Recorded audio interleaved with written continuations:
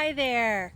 It is August 1st, and um, I have just basically redone my small vegetable bed.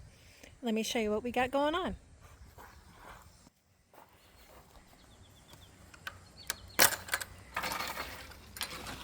So this was the garden where I had strawberries for the last couple of years in mostly this part here.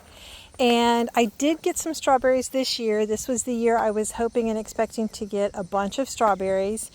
And I did get some, but the bed dirt level, the soil level, had fallen all the way, it's kind of hard to, but down to about here. So more than a foot at this end, and at these two ends, it was around a foot, maybe a little bit more. So it had sunk quite a bit. And I think what happened was when I filled this 2 years ago, 2.5 years ago, it was a lot to fill. So I had some leftover mulch from doing all of the landscape beds. So I filled it up probably about 12 inches with mulch. And I'm guessing in the last 2 years that mulch has settled and started to decompose. And then also just the natural kind of like compacting of the garden soil ended up with over a foot for the soil level below the edge of the bed, which I don't think was good for the strawberries. They were very leggy. I was finding fruits that were kind of rotted quicker than they should be. I think there were a lot more pill bugs. There was a lot more decomposition going on. So, short story, the level needed to come up. And so to do that, though, I had to take out all of the strawberry plants. I did try to save just a few. These four here were some that were bearing fruit now. So these are ever-bearing. I can't remember what variety they were. So I tried to get most of the roots on those. They obviously look very unhappy right now. And then these are four of the honey eye that are a spring-bearing or June-bearing variety. These were runners. So I don't have a lot of hope for these because every other time I've tried to take off runners and plant them, they usually don't survive. But we'll see. I'm going to keep a good eye on this. And then the rest of this is the majority of my fall garden. I've got quite a few different varieties of carrots to here. I've got one variety of broccoli here, and then some parsnips, some golden beets. I don't mind golden beets in a like roasted, like in a winter vegetable roasting kind of a mixture. Same thing with parsnips. Not a fan, I don't think, of the red ones, although I haven't been brave enough to try them. We'll see. Maybe someday I'll try roasting a red beet. Maybe I'll change my mind. And then this is something I wanted to try. It was called Hamburg rooted parsley. And so you're supposed to be able to eat the greens like parsley and the roots kind of like a parsnip. So I thought, that might be interesting to try. And then this is a different variety of broccoli. I still have some vining green beans here. These are a Blue Lake pole. You can see I've got quite a few green beans I need to pick. So I'm just hoping that they will not mind having part of their stem buried. Same thing with the cucumbers. These have just started. I've only been able to get a couple cucumbers so far. I planted these late. But there's lots of blossoms, so I'm hoping they don't mind too much having their stems buried. We'll see. If so, I don't eat that many cucumbers, and I'll just buy some at the store, I guess, if I have killed my cucumbers. But I just thought I'd show you. This is the time of the year anyways that I would be getting going with a fall garden. So now I've got the majority put in seed here, and then I'll just need to watch the carrots very carefully, and then the broccoli when they come up. if we get into later in August and have some really, really hot weather, I may have to try to rig up some kind of a shade situation for the broccoli in particular. I don't want it to bolt and grow too fast. And then for the carrots, I just need to, well, and the broccoli, watch them to make sure that the soil does not dry out so that they will germinate well.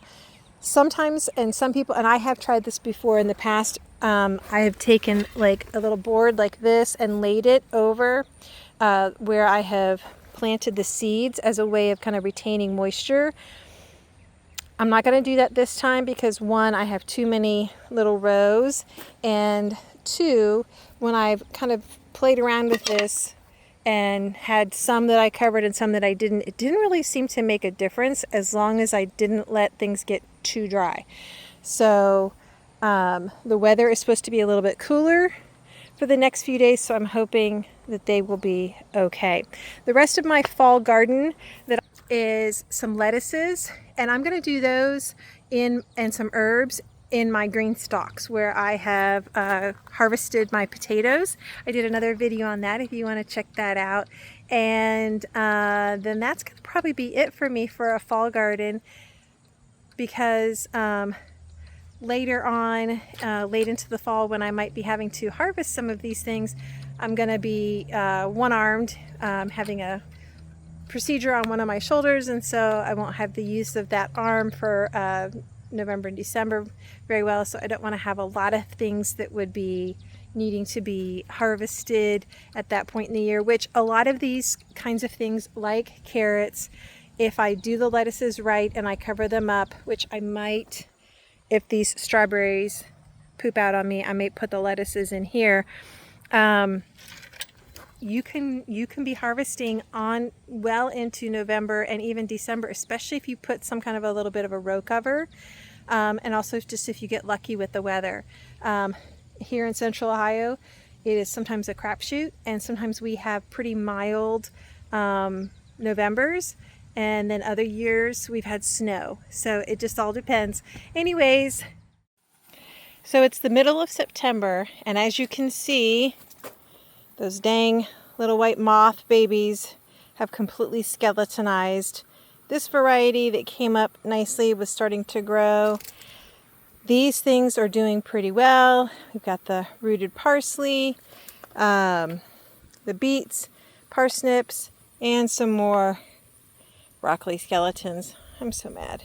There are, I think, some things that you can put down to either deter or kill those moths, and I just didn't do that. I figured we just would try this and see what happens, and there we are.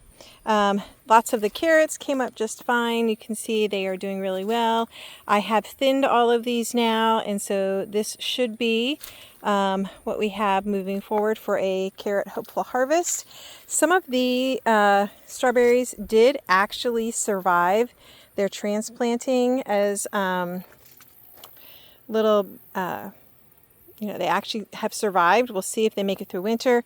And then right here are 3 of the Chandler variety that I bought to have for spring. And you can see they're not looking super happy. So I don't know if I've watered them to death or if they're just having, their shock. I don't know. We'll find out, I guess, as time moves on. But also, the cucumbers, as I put in that note, they have been incredibly productive, but are now finally, I think, starting to get to their final stage. So I was leaving the vines up for just a little bit longer to let the few cucumbers that are still on here have a little bit more time to put on a little more size, and then they will be harvested and these vines will come out. I think between the drought and then but me also keeping this watered for the things that were started, they just have reached the end of their life cycle. So anyways, thought I would give a 6-week update on this fall garden and just put it all together in one video. Thanks. Getting my fall garden going and fixing up the small garden bed that had sunk. Thanks for joining me here in Aunt Susan's garden.